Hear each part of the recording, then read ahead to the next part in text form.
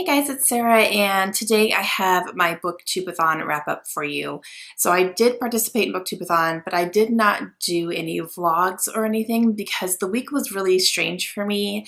The first probably 5 days of Booktubeathon, I didn't do much reading at all. So the bulk of my reading was done Friday, Saturday, Sunday because we went out of town.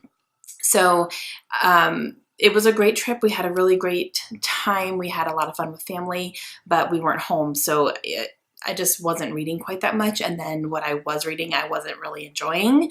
So I was feeling a little bit slumpy, which is terrible during a readathon, but I definitely made up for that. So I ended up finishing 4 books still. So I'm really, really happy with that. So let me go ahead and show you what they are. So the first book that I read and finished during Booktubeathon, I actually did read while we were on vacation. We ended up going to a children's bookstore in Santa Fe, and it's called The Beehive. And oh my gosh, it's so cute. It's a little independent bookstore. But I wanted to go and take my girls because, you know, my daughter Kaylin loves to read. And she ended up picking up a graphic novel there. And she's been starting to get into those. She's read a couple so far. I think the one that she just bought might be her 3rd one that she's read, and she's really loved them. So she picked it up. She read it in practically one sitting, and then she told me, "Mom, you have to read this. It's really, really good." And I was like, you know what? I've actually heard of that. So I'll go ahead and read it. And I read it in about 30 minutes. And so I read the first volume of Amulet, and this is called The Stone Keeper by Kazu Kibushi. So this follows a family, excuse me, who has a very tragic car accident right in the very beginning, and the father ends up passing away from it. And the mother and her 2 kids are now trying to fend for themselves. They end up moving back to the mother's father's house, so the kid's grandfather. And it's a big mystery surrounding her grandfather. They don't know where he is or if he was even still alive. He kind of disappeared. And they move into this house and then find that there's a whole lot going on in this house that nobody knows.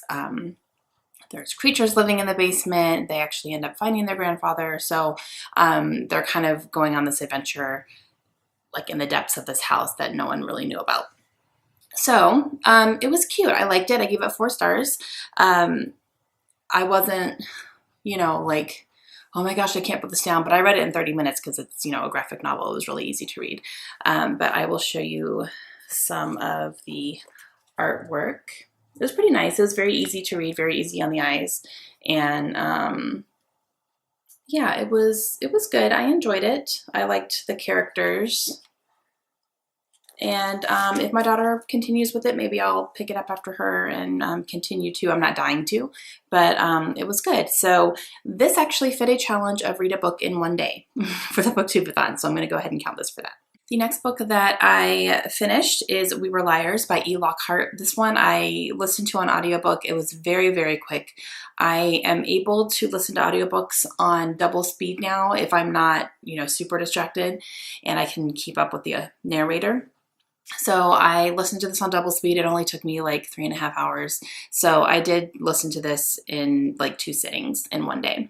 So I also finished this in 1 day. But this I used for the prompt to read a hyped book because this is still very hyped on BookTube. A lot of people still talk about this book and how much they loved it. I also enjoyed this book. I did know the big twist in this book. There is a big twist that happens here, and I knew about it going into it. I was spoiled for it before, but I still enjoyed the book. It didn't take away from my enjoyment of it. I think if I hadn't known the twist, it definitely would have, like, you know, shocked me a lot more, but I still enjoyed it regardless. I liked the characters. I liked their dynamic, and it was good. I gave it 4 stars, and I'm going to have a separate review video for this up very soon. All right, the next book that I read and finished during Booktubeathon is the one that was making me feel a little slumpy because I unfortunately did not enjoy this book, and it is a book for review. So I read Weave a Murderous Web by Anne Rothman Hicks and Ken Hicks.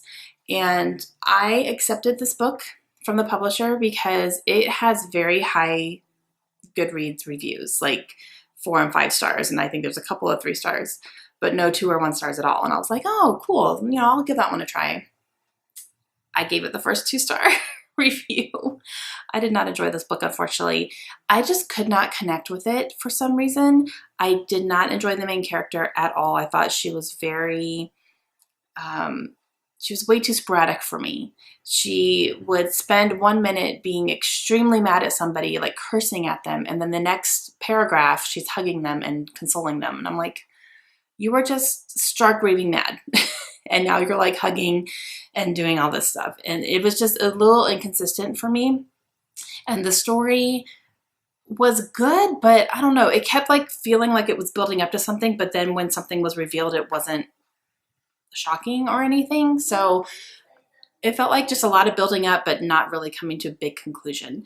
I did like the way that it ended. I kind of started to predict what was going to happen at the end, but it was still good, the ending of it. But yeah, I don't know. I have a lot more in-depth feelings and like some more specific details that I'm going to have in my review for this book, which I'll have up soon as well.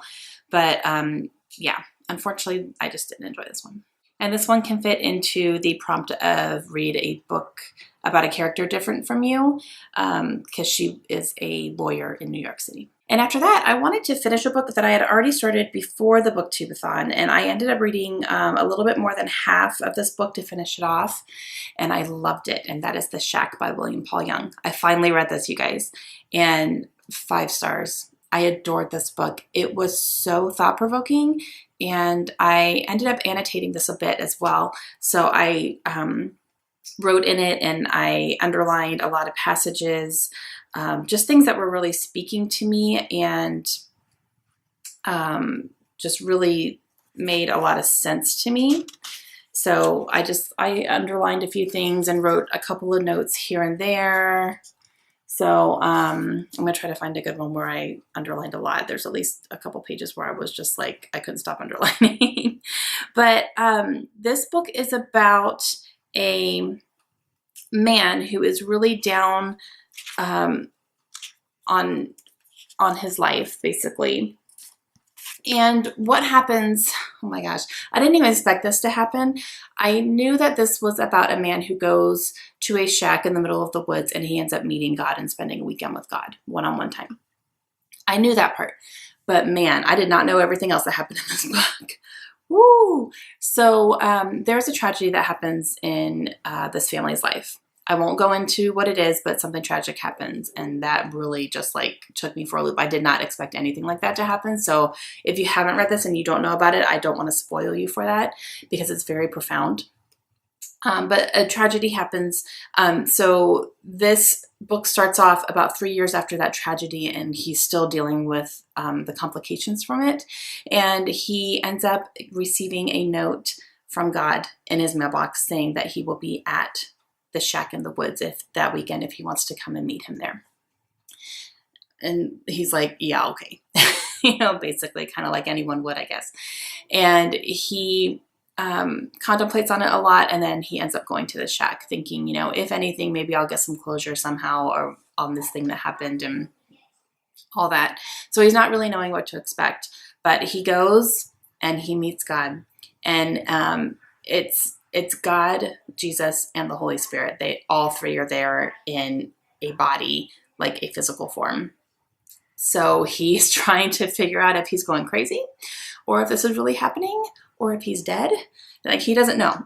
So he works through a lot of his issues. He has, so much complete one-on-one time, and it's very, very profound. And he asks a lot of the hard questions that a lot of people do ask about God and why God is the way that he is and why God lets bad things happen. So, oh man, it was so good though. I really, really thoroughly enjoyed this. And yeah, so 5 stars, loved it. And this could also fit into the category of read a book about a person that's different from you. And I think that's kind of it. That's really the only category prompt that this would fit in.